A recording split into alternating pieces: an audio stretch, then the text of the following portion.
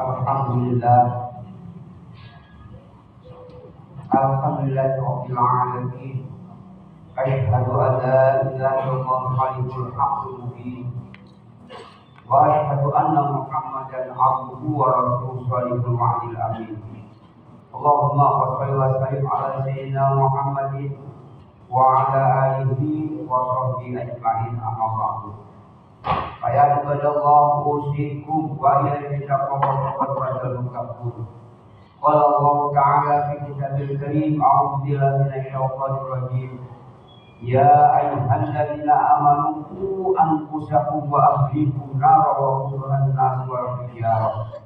Shadaqallahul azim. Ma'asyiral muslimin, sidang masjid dari Al-Qur'an yang dimuliakan oleh Allah Subhanahu wa taala. Alhamdulillah, disyukur kita panjatkan kehadirat Allah Subhanahu wa taala atas nikmat dan karunia yang memberikan kepada kita sekalian, terutama iman dan Islam, sehat walafiat, dan juga iman panjang umur dan kesempatan, sehingga pada siang yang mulia ini, Jumat yang kedua di bulan Rabiul Tsani atau bulan Badrul, kita masih ditemukan tempat yang mulia untuk melaksanakan ibadah puasa bersama, yaitu sholat Jumat dengan berjamaah. Salawat dan salam kepada Rasulullah SAW beserta para keluarga, para sahabat, dan juga semua orang yang mengikuti ajarannya hingga hari kiamat. Selanjutnya, motif melalui ini selalu mengajak mari untuk diri saya dan tingkatkan takwa kita kepada Allah Subhanahu wa taala, dan juga kita laksanakan apa yang kita Allah Subhanahu wa taala dan tidak dilarang Allah Subhanahu wa taala. Hadirin yang dimuliakan Allah Subhanahu wa taala, kesempatan ini akan saya sampaikan sebuah tema yang berjudul kewajiban orang tua terhadap anak. Sesungguhnya peran orang tua sangat menentukan baik buruk serta utuh dan pribadi anak kita.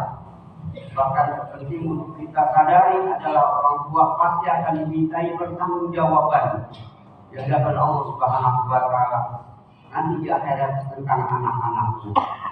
Kita berangkat dari beban syariat yang diemban oleh orang tua tersebut, tentunya kita tidak akan membiarkan anak kita tumbuh menjadi generasi yang lemah, generasi yang jauh dari tuntunan hidayah dan jauh pula dari kesolehan. Sesungguhnya anak-anak adalah aset dari investasi para orang tua untuk kehidupan di akhirat nanti. Maka janganlah lalaikan kewajiban kita terhadap anak untuk menjadikan mereka tumbuh dalam kesolehan, karena mereka dapat menjadi qurratu ayun, yaitu penyejuk mata bagi orang tua, dan mereka dapat menjadi kagungan amal yang tidak putus bagi orang tuanya. Lihat sabda Nabi kita Muhammad SAW, "Idza mata ibnu Adam yaqtu amaluhu illa min thalathin, shadaqatin jariyatin, aw ilmin yuntafa'u bihi, aw waladin shalihin yad'u lahu." Ketika seorang telah meninggal dunia, maka terputuslah semua amalnya kecuali 3. Yang pertama, sedekah jariyah. Yang kedua, yaitu ilmu yang bermanfaat. Dan yang ketiga, anak yang soleh yang selalu berdoa baginya. Hadis riwayat Muslim. Kaum muslimin yang dimuliakan Allah Subhanahu wa taala, berikut ini khatib akan menyampaikan 3 perkara kewajiban orang tua terhadap anaknya. Hal ini hendaknya untuk kita renungkan, kemudian tetap kita terapkan, karena sesungguhnya mereka memiliki hak-hak sebagai anak yang harus kita junjung tinggi. Yang salah satunya adalah hak untuk keselamatan di dunia dan untuk keselamatan di akhirat nanti. Adapun ketiga kewajiban tersebut adalah, yang pertama, kewajiban untuk mendidik mereka. Rasulullah pernah bersabda, "Ma min mauludin illa yuladu ala fitrati fa qawahu hawidanihi aw yusarihi aw yumajjisanihi." Tiada seorang pun yang dilahirkan kecuali dilahirkan pada suci dan pada Islam. Kedua orang tuanya lah yang menjadikannya dia itu Yahudi, Nasrani atau Majusi. Hadis riwayat Imam Muslim. Tentunya hadis ini menunjukkan bahwa orang tua sangat menentukan soleh tidaknya anak, sebab pada asalnya setiap anak berada dalam keadaan Islam suci dan juga imannya. Sampai kemudian datanglah pengaruh-pengaruh luar, termasuk benar tidaknya orang tua mendidik mereka itu. Inilah satu perkara dari kewajiban orang tua terhadap anaknya. Bahkan apabila kita perhatikan hadis di atas, maka menjadi jelas bahwa orang tua mempunyai tugas berat di dalam membentuk pribadi anak. Ingat bahwa anak akan tumbuh menjadi orang yang soleh, yang berbudi luhur, cerdas dan terampil jika orang tua benar-benar itu memperhatikan pendidikan anaknya. Sebaliknya anak bisa tumbuh menjadi orang yang sesat, berkarakter buruk, bodoh dan tidak bertanggung jawab jika orang tua tidak memperhatikan pendidikan anaknya.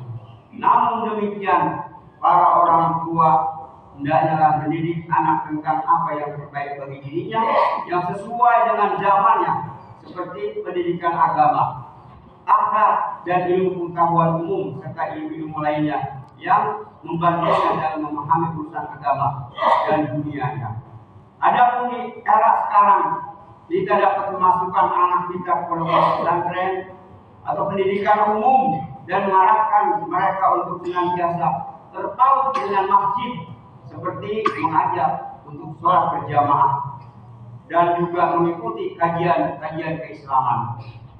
Hadirin yang dimuliakan Allah Subhanahu wa taala. Yang kedua, kewajiban menjaga mereka dari pengaruh negatif perkembangan teknologi informasi. Dunia saat ini telah menjadi seperti ruangan kecil karena kemajuan teknologi yang luar biasa. Bahkan terlihat di segala bidang, dan juga manusia ini bisa mendapatkan apa yang diinginkannya hanya dengan satu sentuhan di layar smartphone.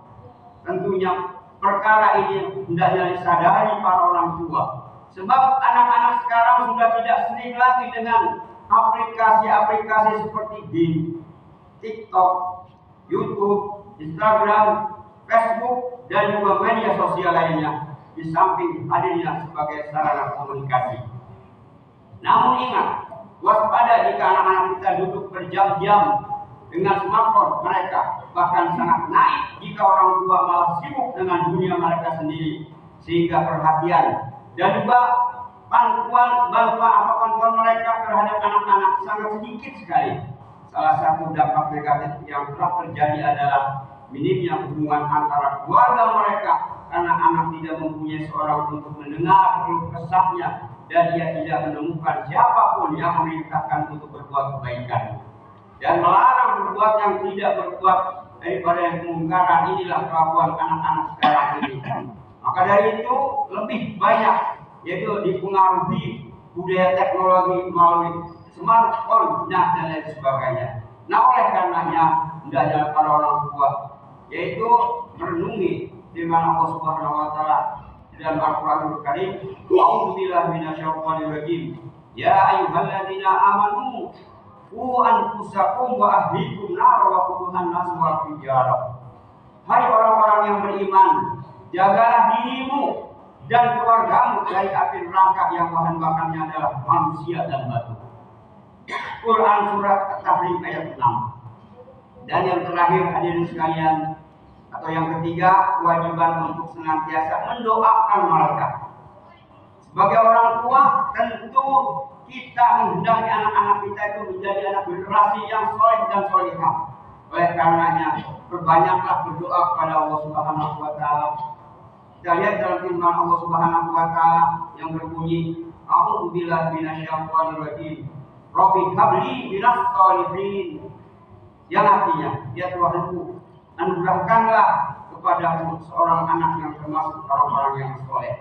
Dan di ayat yang lain Allah berfirman, "Walladzina yaquluna rabbana hab lana min azwajina wa dzurriyyatina qurrata a'yunin waj'alna lil muttaqina imama." Dan orang-orang yang berkata, "Ya Tuhan kami, anugerahkanlah kepada kami istri-istri kami dan keturunan kami sebagai penyenang hati kami, dan jadikanlah kami imam bagi orang-orang yang bertakwa." Hadirin yang dimuliakan Allah Subhanahu wa taala, oleh karena itu mari dengan khotbah yang singkat ini ya kita dapat memanfaatkan waktu kita ini untuk tercerahkan juga untuk mendapat inspirasi untuk melaksanakan kewajiban kita sebagai orang tua. Dan mudah-mudahan kita selalu dilindungi Allah Subhanahu wa Ta'ala dan hidup kita selamat di dunia dan akhirat. Bukan hanya kita, anak dan cucu kita. Amin ya rabbal alamin. Barakallahu wa lakum fil Qur'anil azim. Wa nafa'ani wa iyyakum bima fihi min ayati wa dzikril hakim. Wa taqabbala minni wa minkum ila waqina wasamil alim wastaghfirullaha innahu huwal ghafurur rahim.